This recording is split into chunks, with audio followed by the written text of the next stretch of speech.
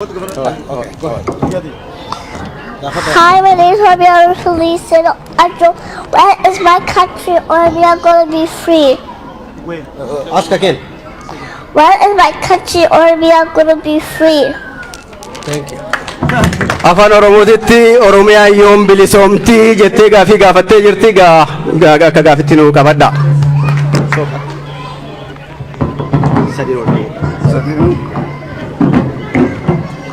Anwari harkaan irra kaa'achuu feete fakkaata. Duraan dursee hayyoottan keenya kana fuuldura keenya arguu baay'ee gammadee jira. Jara lachuunuu parsenaalii beeka. Shikaagoo na beektani hin beektani isin lachuu Baqqalaa fi Jawaaris galatoomaa isin arguu kennaaf jira. Inni jalqabaa uummanni Daalaasii akkanatti dhiifama. Uummanni Daalaasii hayyoota keenya yaatanii akkanatti simachuun keessan baay'ee nama gammachiiftanii bareeddanii akkana yaa'u keessaniif ulfaadhaa bilisummaan isinirraa turtu Oromiyaan haa bilisoomtu jedha galatooma isinin jechuu barbaada. Itti aansuudhaan gaafiin kiyya akka KFO'tti jara gaafadha. Akkuma beektan yeroo ammaa kanatti Itoophiyaa keessatti yeroo baay'ee inni dalagamu uummata Oromoo tuttuquudhaan keessattuu dhimmi Minilikii hanga miidiyaatiin ba'utti miidiyaa baafatanii maqaa Minilikii tuttuquudhaan uummata Oromoo yeroo baay'ee dhimma aanoleetiif dhimma calanqoo irratti dhimmi kun seenaa sobaati jedhanii uummata Oromoo tuttuqan.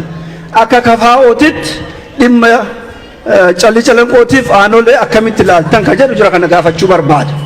Yeroo ammaa kana akkuma beektan manni biyya bulchaa jiran dhimmi kun dhimma sobaati jedhanii irraa dheessuu barbaadan. Kanaaf kun nu dhukkubsa isin KFO yoo carraa argattan uummata kana waliin teettanii haasoftan dhimma kana akkamiin ilaaltanii ka jedhu barbaada gaafiin kiyya jalqabaa isa. Inni lammataa gaafiin kun yeroo baay'ee deddeebi'eetiin gaafatama.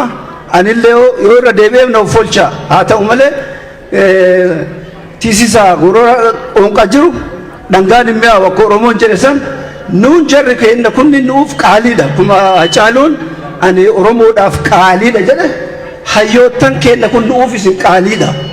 Biyya sanii yoo deebisan seeftii keenya baay'ee yaaddoofna kaleessallee yaaddaa turre har'allee immoo yaaddoon sun nun dhiifne gaafa biyya deebitan mootummaatiin eegumsi isinii godhamaa jiru maaltu jira. Yoo sanuu ta'uu baate mootummaan illee yoo rakkoon isin irra ga'e Oromoo hayyoota akka keessanii kan argachuudhaaf yeroo baay'ee hoggaa dheeraaf itti dhiphatee Oromiyaan hayyoota akka keessanii kana nuu laatte. Kanaaf gara uummata Oromooti wanni eegumsi isiniif godhamu ka isin beektan gara qeerrootis ta'e gara hayyoottan Oromootis ta'e maaltu jira. Biyya sanii deebi'uun keessan baay'ee nu yaachisa. Kun isin waliin dhiphachaa ture jechuudha.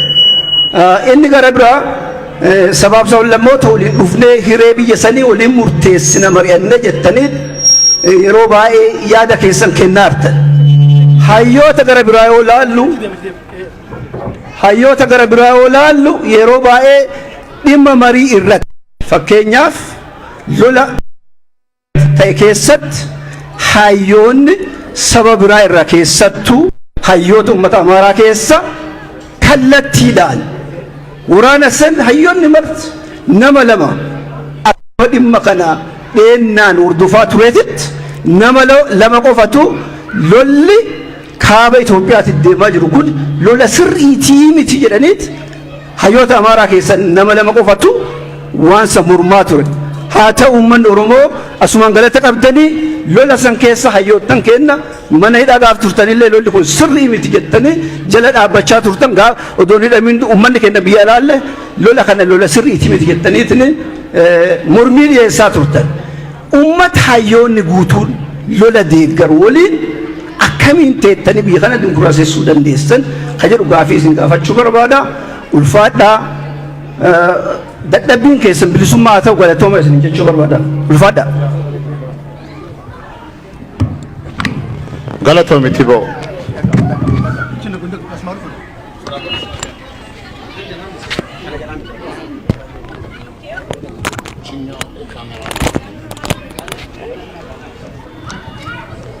Okay. እቺ የካሜራው ስለሆነች በደንብ ያይዛል። ኦቦ በቀለ እና ጆሃር መሐመድ እንኳን ደህና መጣችሁ። ይሰማል? ጥያቄ እኔ አዝ ኢትዮጵያን ሙስሊም እና ብዙ አይነት ዘር ያለኝ ሰው ነኝና የኔ ፊውቸር ምንድነው? ሁሉም በየዘር የተከፋፈለ ነው። ሁሉም ከየቦታ እየተባረረ ነው። የኔ መጨረሻ ምንድነው የሚሆነው? ይሄ ነው የኔ ጥያቄ። አጭር ጥያቄ ነው። Thank you.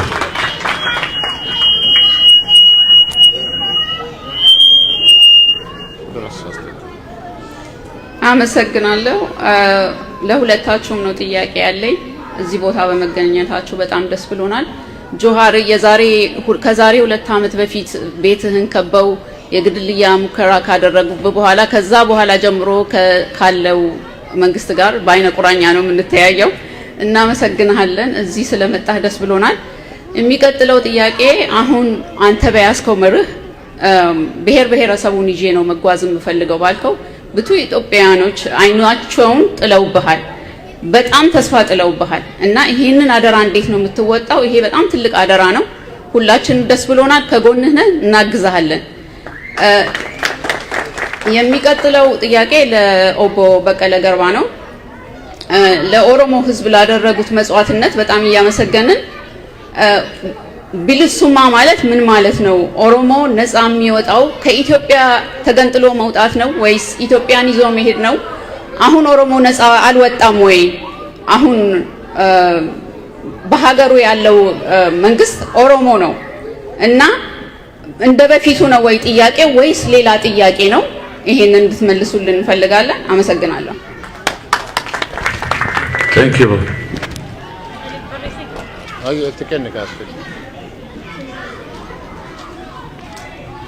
namni biraa nama 5 adeebisanii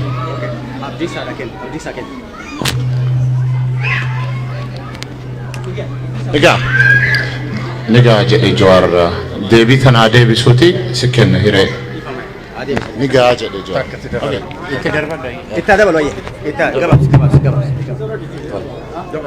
akkam jirtan? nagaa jirtu? okay.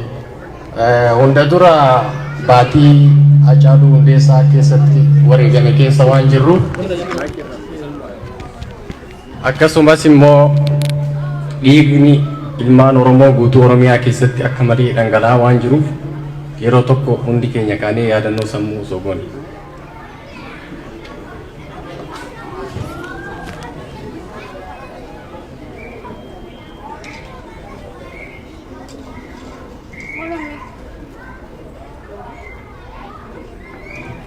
Galatoma ta'a. Tole hogganoota keenya KFO qeerroo Daalaas akka yeroo hundumaa tumsinu biyyarraa kaasee eega biyya baanee as dhufnee illee kaasee namoonni amma hogganoota KFO nu beeku hin jiru, akkasitti nu beeku. Galatoomaa turii qindeessanii qorra keessa ho'a keessa baatanii sagalee nu taatanii nu iyyitan jedhaniiti galatoomaa nuyi jechuudhaaf biyya sanii baanii dhufanii as jiru. Galanni guddaan warra lubbuu nuuf laate isaaniif maraa maqaa uummata keenya Oromoo Daalaasiin galatoomaa jennaan isaan hundaanuu. Tole itti aansee gaafii keenya akka qeerroo Daalaasitti wal faana mari'annee gaafii Oromoon gaafachaa ture irraa gaafii addaa waan hin qabneef yaada qabxii 5 qabu tokko waan ibsa ejjennollee fakkaatu tokko waan qeerroo Daalaas ibsuu fi seenaa qabsoo Oromootiin wal qabatee gaafii Oromoon biyya san keessatti qabu waan wal fakkaatu tokko akka ibsa ejjennuutti qabxii 5 tokko baafannee isa isiniin dubbisaa dhumarratti garuu gaafii takkittii qabnaa. Gaafii takkittii sanis waliin mari'anneetuma finnee isiin jaaffaa taati garuu ibsa ejjennoo sana isinii dubbisaa.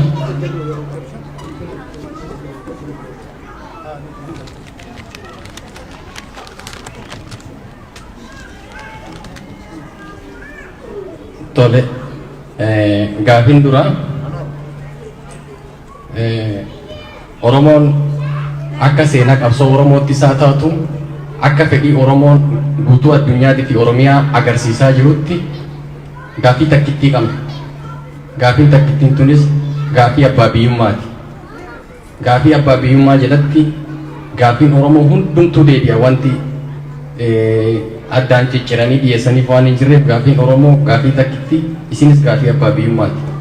Wanti akka gaafii Finfinnee, gaafii dimookiraasii, gaafii walqixxummaa saalaa maal jedhu kun hundi gaafa biyya arganne achi jalatti deebi'a. Gaafa goonni keenya kan akka Obbo Baqqalee fa'aa kan akka hoogganaa keenya Jawaar Mohammad fa'aa kan akka goota keenya gaarreen Oromiyaa keessaa buufisu akka Marroo fa'aa biyya qabatan yoo isaan nu cunqursuu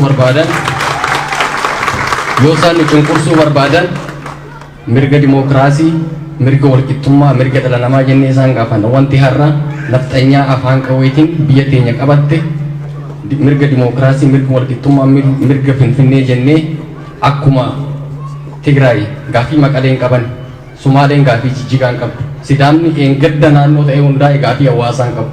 Oromoon gaafii Finfinnee jedhee waan gaafii Finfinnee gabaarratti baasee warratee gaanatti dhiyyeesseef gaafii Finfinnee irratti mariif waan dhiyyeesseef gaafii Finfinnee jedhanii mirga addaa jedhanii nutti taphatu waan ta'eef gaafii Finfinnee akka hin jedhanii hin gaafatamne, gaafii dimookiraasii jedhanii akka hin gaafatamne, gaafii walqixxummaa jedhanii akka hin gaafatamne haga biyya teenya qabannutti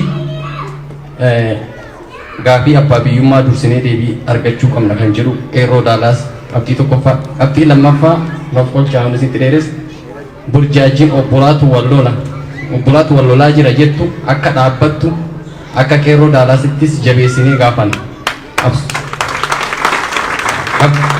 Qabsoon Oromoo qabsoo humnaan abbaa biyyummaa dhabnee harka keenyatti deeffachuuti malee qabsoo garee maqaa Oromoo qabdu takka aangessuuti moti. Yoo namoota dhuunfaa aangessuu taate Hayila Sillaasee, Mangistuu Hayilamaariyaamii kaasee hanga Abiy Ahmad ga'utti Oromoo himatu. Gootonni daangaa impaayera Itoophiyaa sanii fi sirna nafxanyaa uf wareeganii eegaa turan kanneen akka Goobana Daacee, Qusee Diinagdee yookaan Abbaa Malaa, Damisee Bultoo, Jaagamaa Keelloo, Jeneraal Abbaaduulaa Gammadaa, Biraanuu Juulatii fi hamma Baacaa Dabalee ga'utti dhiigan Oromoo himatu. Sirna tuuta kana maraa jalatti Oromoon hadheeffatee bilisummaa isaaf falmaa ture malee obboloota teenyatu aangoo qabate jedhee falmaa isaatirraa hin ta'e. Kanaafuu burjaajiin obbolootatu wal lolaa jira jettu har'arraa akka dhaabbattu barbaanna. Abbootiin qabsoo Oromoo kaleessa kanneen akka Sooressa Jaarraa Abbaa Gadaa, Jaal Nadhii Gammadaa, Jaal Laggasaa Wagii fa'aa qabsoo abbaa biyyummaatiif wareegamanii addunyaa tanarraa galan. Kanaaf Oromoon nama dhuunfaa yookaan garee tuuta wal ijaartee sirna nafxanyaa mataatti taatee aangoo qabattuu osoo hin taane dhimmi walgahii kanaa yaada dargaggootatii fi yaada uummata Oromoo dhaggeeffachuu waan ta'eef isinii kan xumura obsaan dhaggeeffadhaa xumuraan jira. Kanaaf gootonni teenya kan karaa takkaa gaafii Finfinnee gaafii maalii waan jiru osoo hin taane gaafii abbaa biyyummaatii gootonni akkanaa kun daandii isaan baasan san irraa hin jallannu kan jedhu qabxii lammaffaa. Inni sadaffaan biyyatu diigama jecha diigama jiru akka malee fi bakka maleetti fayyadamuun haa dhaabbatu. Biyya nagaa qabdu ijaaruun diigomsa miti. Abbaa fedhes haa ta'u maaliif lubbuun namootaa kurnoota fi dhibbootan dhumti? Namuu daangaa ofii beekee kabajaan jiraachuun biyya ijaaru. Seenaa dhiiga wal dhangalaasuu fi wal balleessuu malee karoora murruqqii walirratti baafachuurra gargar gallee daangaa teenya beeknee nagaan ollaa gaarii walii ta'uun biyya ijaaruu jedhama malee biyya diiguu hin jedhamu. Kanaafuu impaayera jiddee lafa ciiftu suphina jechuun dhumaatii lammiilee nagaa beekaa yookaan immoo osoo hin beekin sababa ta'uu waan ta'eef akka dhaabbatu afraffaa tuunni sirna Itoophiyaa harkaa qabu wajjin marii taa'uuf akka kadhatamaa jiru argina. Oromoon har'a marii sirna kana faana taa'u keessa utuu hin taane haalduree fedhii biyyaalessa Oromoo isin mariif qabattanii dhaqxan baruu barbaada. Tartiiba fedhii biyyaalessa Oromiyaa fi Oromoo adda baaftanii utuu mariif hin teenye miidiyaadhaan uummata keenyaaf qaanii takkaan malee akka ifa gootan barbaanna. Wanti kana dura dhoksaan gootan gatii har'a baasaa jirruuf sababa ta'uu beektanii dhimmoota Oromoo mariif dhiyeessu barbaaddan kamiyyuu adda baaftanii akka ifa gootan gadi jabeessinee dhaabbilee Oromoo hundumaa gaafanna. Shanaffaa fi isa dhumaati. KFO'n dhaaba mormituu Oromoo qoxosuu ABO kan qawwee malee karaa nagaan Oromoof falmuun isa beekna. Yeroo takka takka garuu qaama walabaa ABO WBO fi PP walitti araarsuuf yaalu nutti fakkaachaa waan jirtaniif marii waliin duubaa hin goonu PP faana hin teenyu jechuu keessaniin wal tumsitanii utubaa walii ta'aa malee negosheetara ABO WBO fi PP walitti araarsuuf fakkaachuu osoo dhiiftanii yaada jiru jabeessinee gaafan akka dhiiftan jabeessinee gaafan. Kanuma shananii dhumarratti gaafii takka qaba jaarsaa gaafii takkitti qabsoo Oromoo keessatti warri kaayyoo Oromootiif qabsaa'aa ture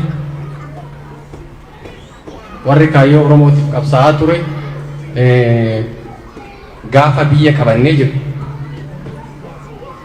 fakkeenyaaf ABO yoo fudhanne gaafa biyya qabanne hiree ofii murteeffannaa Oromoodhaaf dhiifnaa hiree murteeffannaa Oromoodhaaf dhiifnaa garuu Oromiyaa bilisoomsinaa jedhe. Isin akka KFO'tti hiree murteeffannaa Oromoo gaaffiin Oromoo akka KFO'tti Itoophiyaa keessatti deebi'aa jedha. Garuu hiree murteeffannaa fedhii Oromoo ni eegdu moo isinumatu Oromoof murteessee Itoophiyaa keessatti hambisamoo fedhii murteeffannaa hiree Oromoo san Oromoof ni laattuu kan jedhu. Yoo hin laattan ta'e keeyyata 39ffaa heera biyyattii san keessaa ni hattumoo akkam kan jirudha. Akka na laattanitti uffata kana reenjarii wayii ofirraa qaba. Tuunni kana fakkaatan uffatan kun illee hin jiru.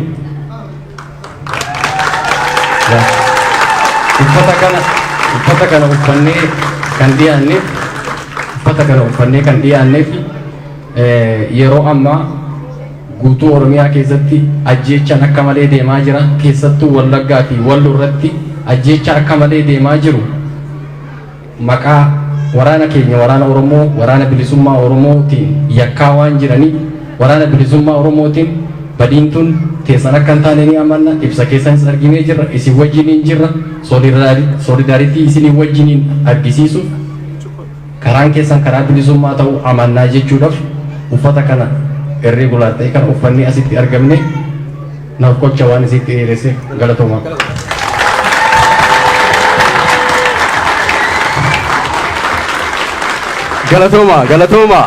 Galatooma.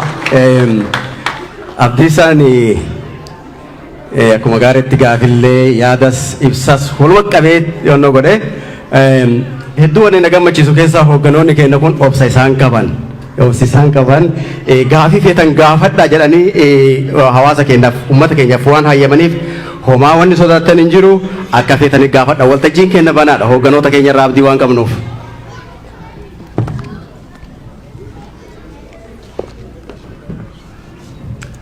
Galatooma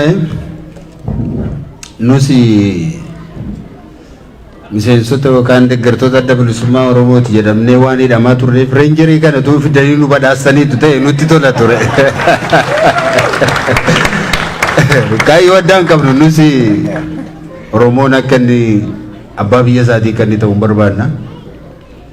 Ofii keenya murteessinee kenninuufi waa'ee keeyyata 39 sana heera mootummaa keessas taa'eera.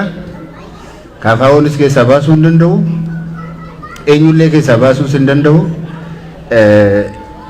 Nuti biyya keessatti yeroo hojjennu isin akka warra as teessanii taasoftu, akka warra biyya keessatti akka warra bilisummaa qabu taasoftu isin.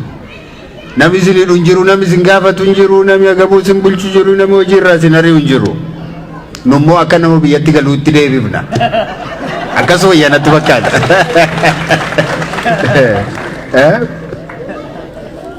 Garaagarummaa guddaa qabna.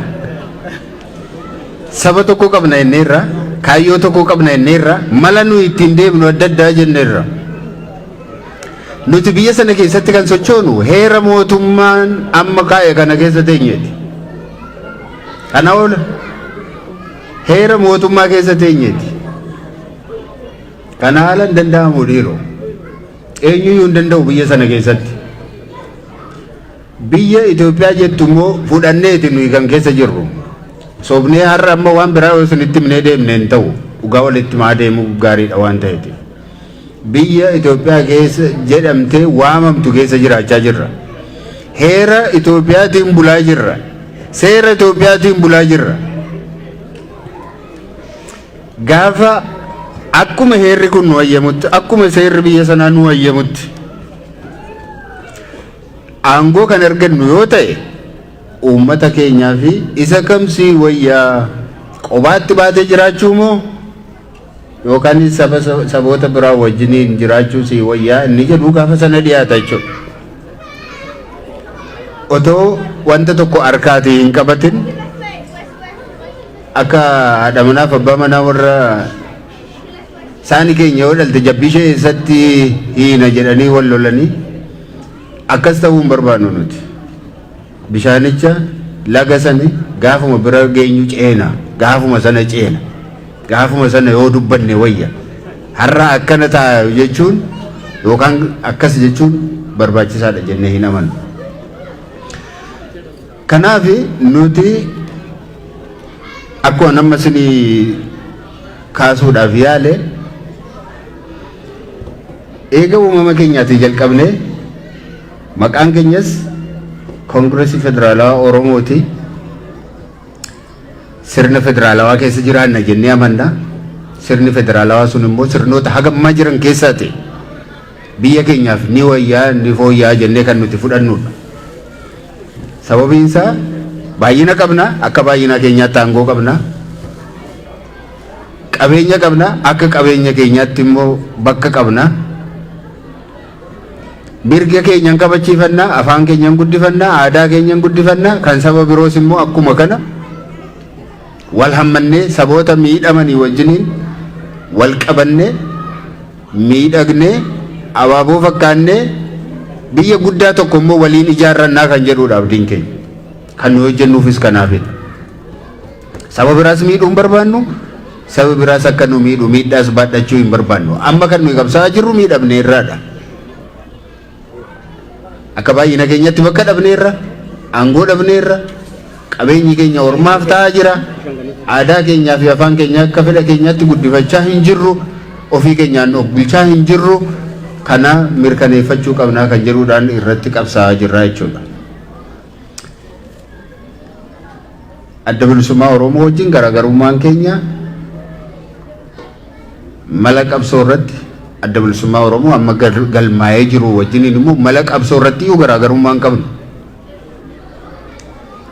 Mala qabsoo irratti iyyuu garaagarummaa hin qabnu. Heera mootummaa sana fudhatanii keessa jiru waan ta'eef.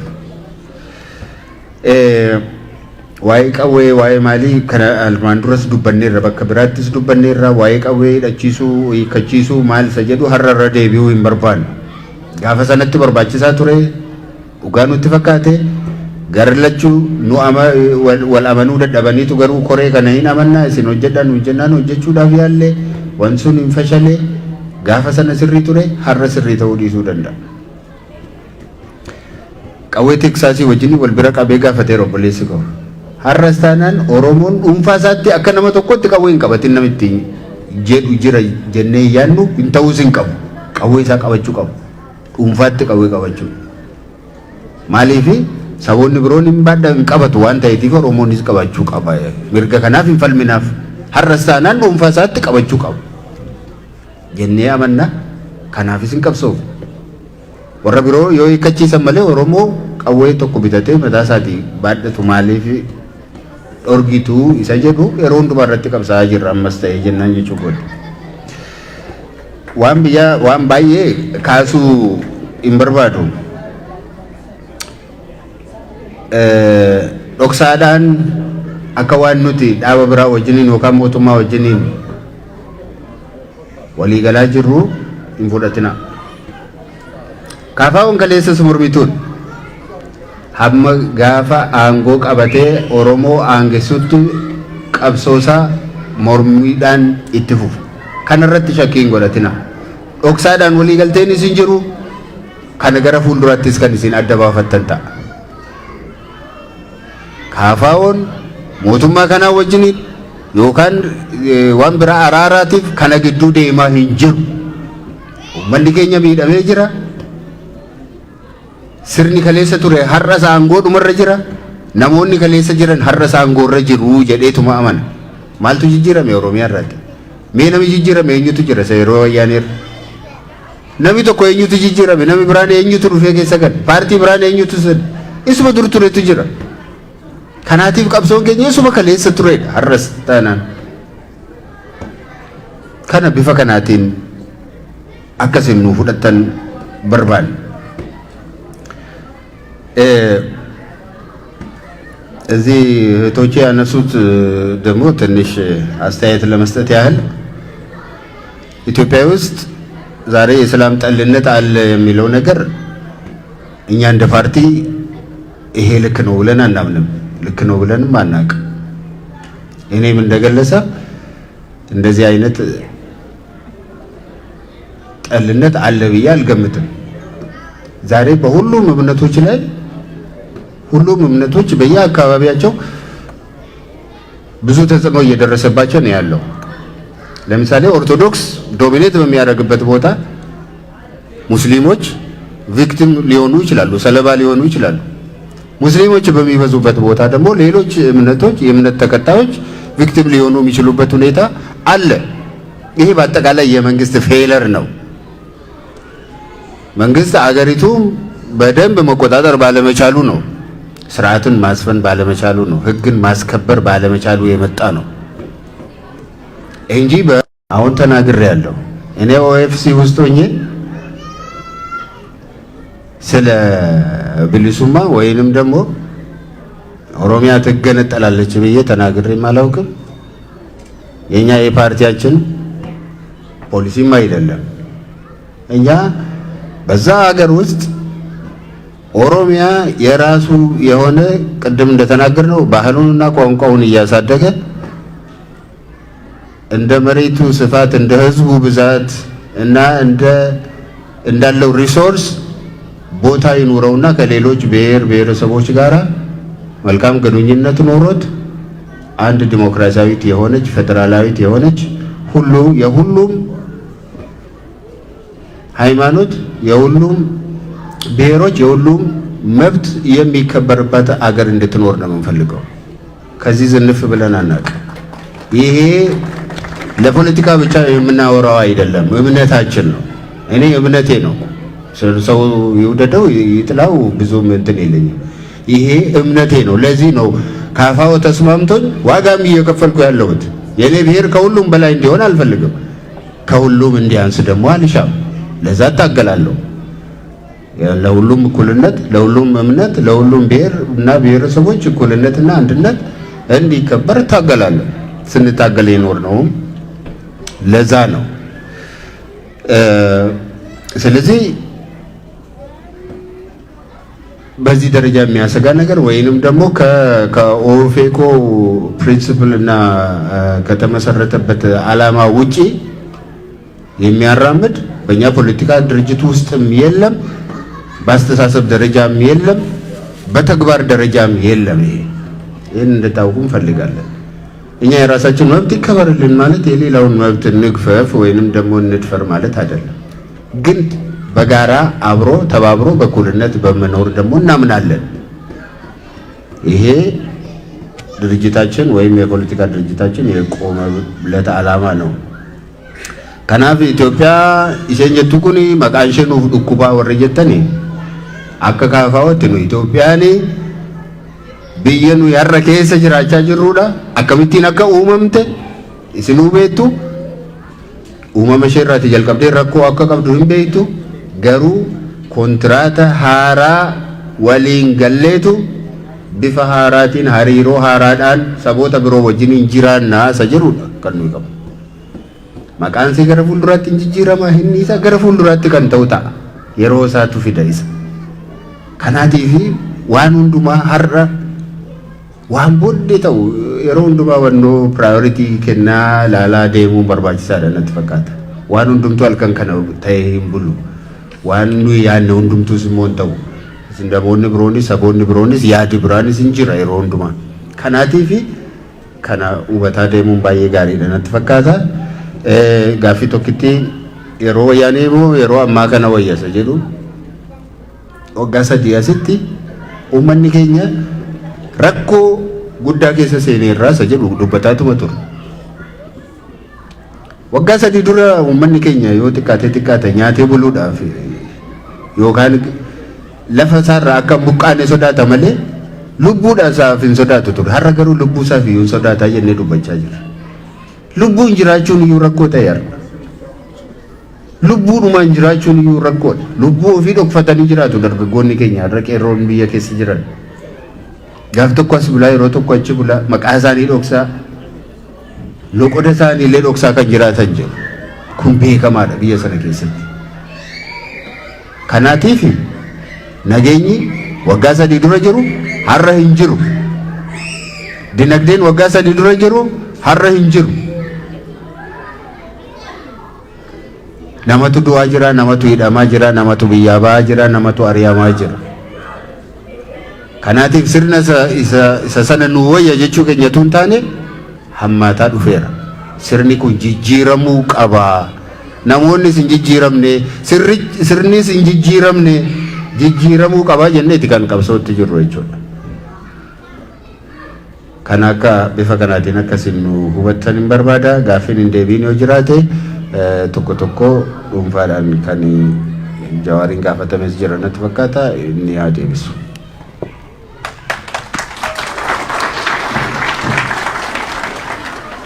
Galatooma gaaffii deebisuu dura iji tiyya hedduullee agartu lataan argireefu as keessa jiran si'a lataa kana'ii waa jechuun barbaada.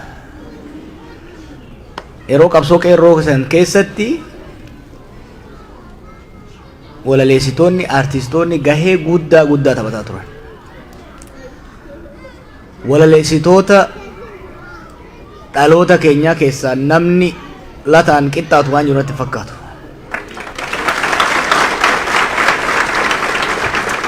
Miira Oromummaa kaayyoo fakeeka qabsoo qeerroo namni hanga isaa bareechee dhiyeesse sanuu sirna san keessa taa'ee onneedha. Gara walaleessitootaatiin haa caaluu yoo qabaanne gama walaleessitootaatiin lataa qabnaa baga lubbuun si baasee asis wal agarree galata guddaa irraa qabnaa galatoomii ammas jiraadhu jabaadhu jenna. Waan tokkoon isin kadhachuu barbaada. Bakkuma kamittuu waltajjii kamirrattuu namootas ta'ee saboota waan arrabsuuf xiqqeessuun fayyadaminaa jechoota. Gaafii uummata guddaa qabna nu. Gaafii uummata guddaas qabna. Gaafii guddaas qabna. Dhugaa qabna. Gaafii uummata guddaa, gaafii guddaa, dhugaa guddaa kana qabannee arrabsootti hoggaa seennu namoota isaa taatu gartuulee arrabsootti hoggaa seennu gaafii san xiqqeessina saba san xiqqeessina jechuudha. Kanaaf gaafii hoggaa gaafatamu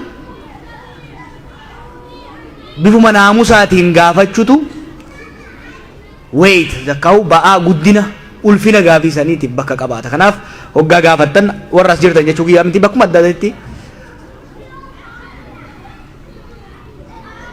arrabni nama xiqqeessa. Arrabni gaafii guddaa salphisa. Kanaaf sanirraa akka of eegnu jechuun barbaada. gaafilee hedduu deebisee jira Baqqalaan.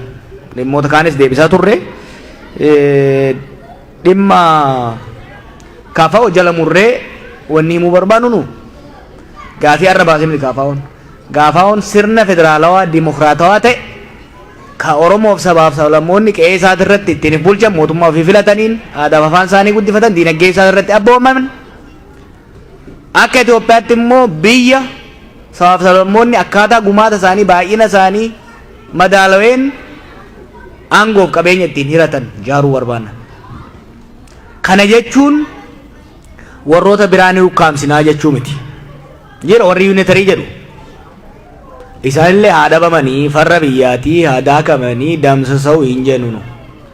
Yaada isaanii haa dhiyeessanii murtii uummataatiin deemu. Warri immoo naannoo fi walaba baasee biyya ijaaruu barbaadu jira. Sanirra faayidaan sirna federaalizimiiti jenna garuu biyya diiguu eddanii kanaafuu isin diiguu qabna jennee lola ittiin labsinu jechuudha. Kuni ejjennoo kaafa'u yeroo dheeraa irratti deemnee akkuma Baqqalaan jedhetti itti amannees kan deemaa jirrudha. Ka ijoolleen qeerroo kaaftan gaafii abbaa biyyummaa dhugaadha. Gaafii abbaa biyyummaati. Gaafiin abbaa biyyummaa waa sadii of keessatti qaba. Gaafii eenyummaa qaba. Gaafii diinagdee qaba. Gaafii aangoo siyaasaa qaba.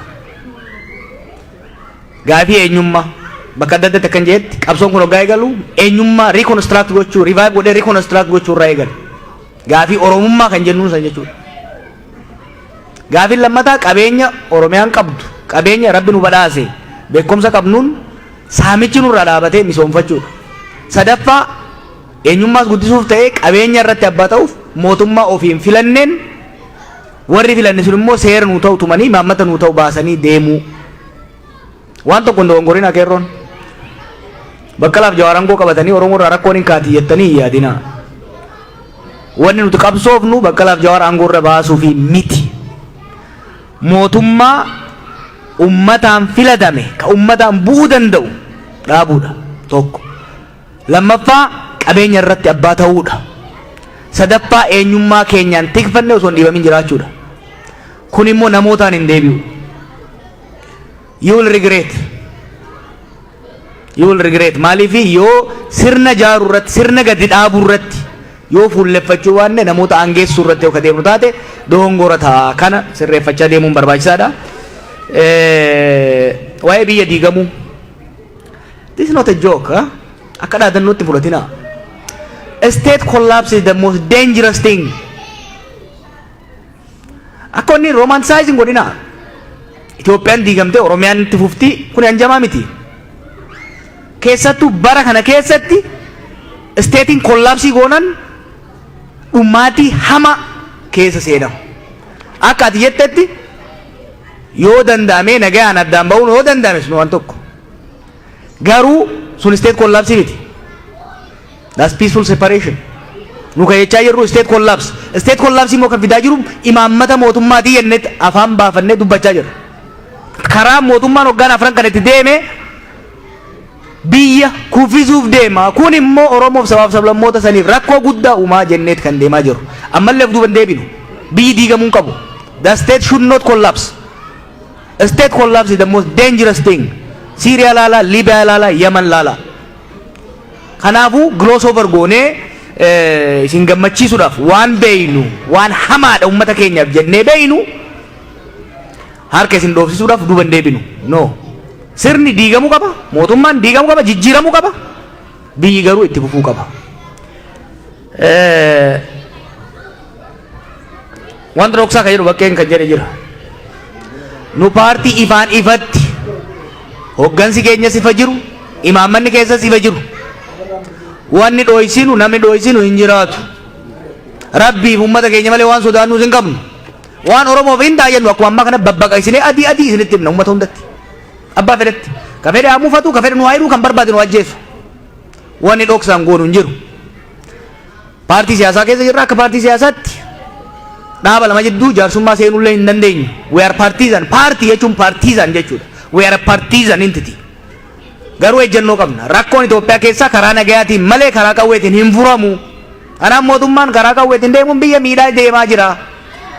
Kanaafuu lola dhaabiitii humnoota siin wal waraanaa jiran wajjin gara mariitti seenii jenna. This is our partisan position, our party position. General Assembly keenya irratti mari'annee fudhannee kan dhiyeessinedha jechuudha. Kanaaf bifa saniin akka hubatamuu barbaanna.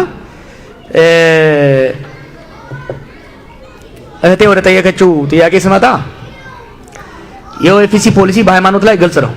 ሴኩላሪዝም ነው። ሴኩላሪዝም ማለት ምን ማለት ነው? አንደኛ ሁሉም ሃይማኖቶች እኩል ናቸው በህግ ፊት በመንግስት አገልግሎት እኩል መሆን አለባቸው። ሁለተኛ ሰዎች በፈለጋቸው ሃይማኖት የማመን ያለማመን በፈለጋቸው መንገድ ፈጣሪን ማምለክ ከፈለጋቸው ደግሞ ያለ ማምለክ መብት አላቸው። ይሄ መብት መጠበቅ አለበት ብለን እናምናለን። የመንግስት ተቋማት ደግሞ ከሁሉም ሃይማኖት በእኩል ርቀት ላይ ኢኩዲስተንት በሆነ መልኩ መኖር አለባቸው ብለን እናምናለን። እውነት ከተናገርን ባለፈው 50 ዓመታት ከፍተኛ መሻሻል እዛ ሀገር ውስጥ መጥቷል። ሌትስ ኖት ቢ አንግሬትፉል አንሆን። በህዝባችን ትግል የሃይማኖት እኩልነት የሃይማኖት መብት እየተሻለ መጥቷል። የተወሰኑ ቡድኖች ቅድም በቄ እንዳለው በአንድ ሃይማኖት ላይ በዚህ ሃይማኖት ላይ ጥቃት ሊፈጽሙ ይችላሉ፣ ሊያጎድፉ ይችላሉ። it is part of secularization, it's part of democratization። ግን እኛ እንደምናየው የሃይማኖት መብት ከምን ጊዜውም በላይ እየተሻሻለ የመጣበት እንደሆነ ነው የምናየው። ኦፍ ኮርስ የመሻሻል ሲመጣ ፍትጊያዎች ይኖራሉ። ነገር ግን የተሻለ ነው ብለን ነው የምናስበው። እንደ ኦኤፍሲ እኛ ሁሉም ሃይማኖት እኩል ነው ብለን እናምናለን። ማንም ሰው የማመን ያለማመን መብቱ መከበር አለበት። ይሄንን መንግስት ማስከበር አለበት ብለን እናምናለን። እንደ ሙስሊም እንደ ተለያየ ብሔር እንደተወለደ ሰው የኔ ጣፋንታ ምንድነው ላልሽው፣ የኔና ያንቺ ጣፋንታ ያንቺና የበቀለ ጣፋንታ አንድ ነው። እዛ ሀገር ውስጥ ምንም ነገር አንቺ ተበድለሽ በቄ ተንደላቆ የሚኖርበት ኢትዮጵያ አትኖርም። የዛሬ 4 ዓመት እንደዛ ስንል ቀልድ ሊመስል ይችላል። አንቺ ተሸማቀሽ እሱ ተቆራርጦ የሚኖርበት ሀገር አትኖርም። ስለዚህ እኛ የምንታገለው ላንቺም ለኔም ለበቀለም ለሌላውም ለሀጎስም ለከበደም ለሁሉም ለውጁሉም የሚሆን ሀገር ለመመስረት የምንታገለው ዘላቂ ሰስቴነብል ፒስ ሊመጣ የሚችለው ግለሰቦች እንደ ግለሰቦች ቡድኖች እንደ ቡድኖች መብታቸው ሲከበር ነው ብለን ነው የምናምነው። ለዚህ ነው ትናንትና ስናገር የአንድ ቡድን መሞትን ብቻ በማውገዝ የሌላው መሞት ምንረሳ ከሆነ ዝም እንምንል ከሆነ እየቀለድን ነው።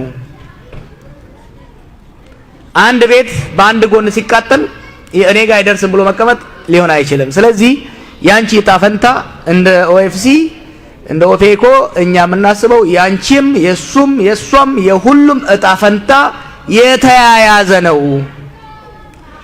አንድ ኤግዛምፕል እንስጣችሁ። የትግራይ ህዝብ ሲጨፈጨፍ ብዙ ሲቀልል ነበር። እንዳውም ግፋ በለው ሲል ነበር። ሼኩ ቄሱ በሚያሳፍር መልኩ እኛ እስር ቤት ብለን ስናይ ነበር። ያ ሰዓት ግን ትግራይ በረሃ ላይ አልቆመም፣ ተዳረሰ። ስለዚህ የሀገራችን ህዝቦች እጣ ፈንታ የተሳሰረ ነው። አንዱ በሰላም ኖሮ አንዱ እየሞተ የሚቀጥልበት ሁኔታ ሊመጣ አይችልም እና ያንቺ እጣ ፈንታ ከኛ ጋር የተሳሰረ ነው ብለን ነው የምናስበው። የብሔር ብሔረሰቦች እኛ የኦሮሞ ታጋዮች ነን። አሁን እንዳልኩት የኦሮሞ መብት መከበር ብቻውን ኢትዮጵያ ውስጥ ኦሮሞ ብቻውን መብቱን ሊያስከብር አይችልም። የጉራጌው መብት እየተገፋ የጉሙዝ መብት እየተገፋ ኦሮሞ ተንደላቆ ሊኖር አይችልም። ለትንሽ ዓመታት ሊኖረው ይችላል፣ አልቲሜትሊ ግን ሊሆን አይችልም። ስለዚህ እኛ ስንታገል ለሁሉም ብሔሮች እኩልነት፣ ሁሉም ብሔሮች ሁሉም ህዝቦች በቀያቸው ላይ ራሳቸውን ማስተዳደር ይጠቅማል። ኮሌክቲቭ ሴኩሪቲ ሊመጣ የሚችለው በዚህ መልኩ ነው ብለን ነው የምናስበው። ትላንትም ስንለው የነበረው ይሄ ነው፣ ዛሬም የምንለው ምናልባት ትላንት በደንብ አልገለጽነው ሊሆን ይችላል። እስር ቤት በመግባታችን ትንሽ ረጋ ብለን ሊሆን ይችላል። እዛ ውጪ ግን የኛ ብቻ ሳይሆን የአባቶቻችን 3ኛ ጄኔሬሽን 4ኛ ጄኔሬሽን ላይ ደርሰናል። ይሄን ትግል ከጀመር በዚሁ ነው የምናስበው። ስለዚህ እንደ ኦሮሞ ታጋዮች በሀገራችን ውስጥ ሰላም እንዲሰፍን፣ ዲሞክራሲ እንዲመጣ፣ ሀገር ከመፍረስ እንድትቀር፣ ህዝቦች ከመተላለቅ እንዲመለሱ በምንችለው ሁሉ እንጥራለን። ከሁሉም ጊዜ በላይ ደግሞ አሁን መተሳሰብን መደማመጥን የሚጠይቅ ጊዜ ነው። አሁን መጫጫህ፣ መሰዳደብ፣ መገፋፋት ለከፍተኛ አደጋ ህዝባችን አጋልጧል። ስንት ቁስል እያለን ስንት በደል ተፈጽሞብንም እየተማጸንን ያለ ነው ወንድሞቻችን እንደሚተቹን መንግስትንም የተለያዩ ኃይላትንም ተማጽኖ በሚመስል መልኩ ድምጻችንን ዝቅ አድርገን የምንናገረው እየመጣ ያለው አደጋ ባለፈው 2-3 ዓመታት በመቶ ሺዎች የሚሆን ሰው አልቋል። ነገሮችን አረጋግተን ወደ ውይይትና ድርድር ማንገባ ከሆነ በሚቀጥሉ 2-3-4 ዓመታት የሚመጣው እጥፍ ድርብ ሊሆን ይችላል። ይሄንን አደጋ ለማስቀረት ነው፣ የተቻለንን ለመወጣት ነው እየሞከርን ያለ ነው። እንግዲህ ሁሉም እንዲያዳምጠን ተስፋ እናረጋለን። የሚቻለን ግን እናረጋለን። ኡመኒ ኬኛ እዱ ገለቶማዳ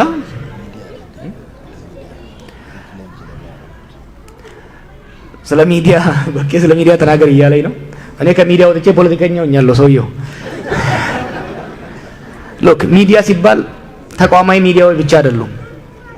በፌስቡክ የምትገቡ በዩቲዩብ የምትገቡ you really need to be very careful። እኛ ከዛ ሀገር ነው የመጣ ነው፣ ከወላፈን ውስጥ ነው የመጣ ነው። ወላፈኑም በቅርበት አይተነዋል፣ አደጋውን አይተነዋል፣ አጥንተነዋል። እሳት ራቅ ሲሉት ጌጥ ሊመስል ይችላል፣ ሊያበራ ይችላል። ሲጠጉት ግን ይጋፋል፣ ይፋጃል። ከሚፋጀው ቦታ ነው የመጣ ነው። ራቅ ብላችሁ የምትኖሩ አደራችሁን እሳቱ ላይ ቤንዚን አታርከፍክፉ። መንግስት መተቸት አንድ ነገር ነው፣ የፖለቲካ አመራርን መተቸት አንድ ነገር ነው። ሃይማኖትና ብሔርን ግን ለይቶ የጥላቻ የጦርነት ሰበካ ማድረግ የዩቲዩብ ቪውን ሊጨምር ይችላል። የዩቲዩብ ቪው በጨመረ ቁጥር ግን የሚያልቀው ህዝብ ቁጥር እንደጨመረ ማየት በጣም አስፈላጊ ነው። ስለዚህ እኛ ካሉት መንግስታቶች ጋርም ካሉት ተቋማትም ጋር እዚህ ባለንበት እናገኛቸዋለን። የዩቲዩብ ተቋማትን፣ የፌስቡክ ተቋማትን ያለውን እዚህ ሀገር ያለውን መንግስት፣ አውሮፓ ያለውን መንግስት ያሉ መንግስታትን አግኝተናል። ከእንግዲህ በኋላ ጥላቻን ህዝብን ለህዝብ ለማጨራረስ የሚሰሩ ሚዲያዎች ላይ ትግላችንን እናፋፍማለን እኛ because it's not a joke። የህዝብ እልቂት ከጊዜ ወደ ጊዜ እየጨመረ ከፍተኛ ውድመት እየመጣ ስለሆነ እባካችሁ ረገብ አድርጉት ለማለት እንፈልጋለን። ጋፊሌን ሄዱን እዚን ጋፍተን መድረስ ዴቢሳው አንዱሬፍ አከኑ ራቆፍተን አብዲ ቀምና አመለ ወኒ ኑስኒ ዳምኑ ተዱሪ ሚቲ ቢቲ ኢትዮጵያ ወጋለ መዱራ ኑቲ ራይዳምኔ ፊ አረጅርቱ ተካሚቲ haala hedduu sodaachisaa suukanneessaatu as deemutti jira. haala hamaa ummata keenya irratti as deemaa jirutu jira.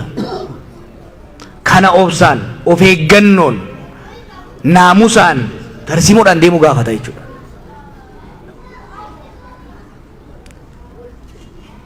ni tolchina jennee daranuu akkam balleessine aariin naasuun wanti waggaa lamaan nurra taasifame kun akka obsa nama fixachiisu akka abdii nama kutachiisu ni beeyna. tarii isin caalaa gubanna bar odeeffannoo isin hin qabne hedduu qabna. garuu aaree jedhanii yoo keessaa lukkisan daranuu dhaama akkuma jedhamutti akka hogganootaatitti kamtu ummata kana fayyada, kamtu balaa kana hir'isa, kamtu balaa as deemu kana nurraa deebisuu danda'a jennee yaannetti waan dubbachaa jirra jechuudha. Isinis rakkoo tana hubadhaa, maatii keessan gaafadhaa biyya san yeroo ammaatti. Kun immoo gara cabxeen hayaatu kaaldefarra saayitaram suni waan waggoota lamaan kana fide agarree jirra. Kanaaf haasaya gootan keessatti walii jidduu keessanitti hamma danda'etti walii obsaa, walii obsaa. Garaagarummaa yoo jiraate balbala cufadhaatii waliin haasayaa. Waan saboota xiqqeessaa, waan saba biraa nurratti duulameef jecha nuumaan taanu barra duulli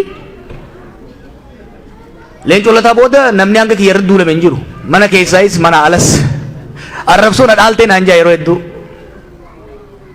uumaan taane itti fufnaa.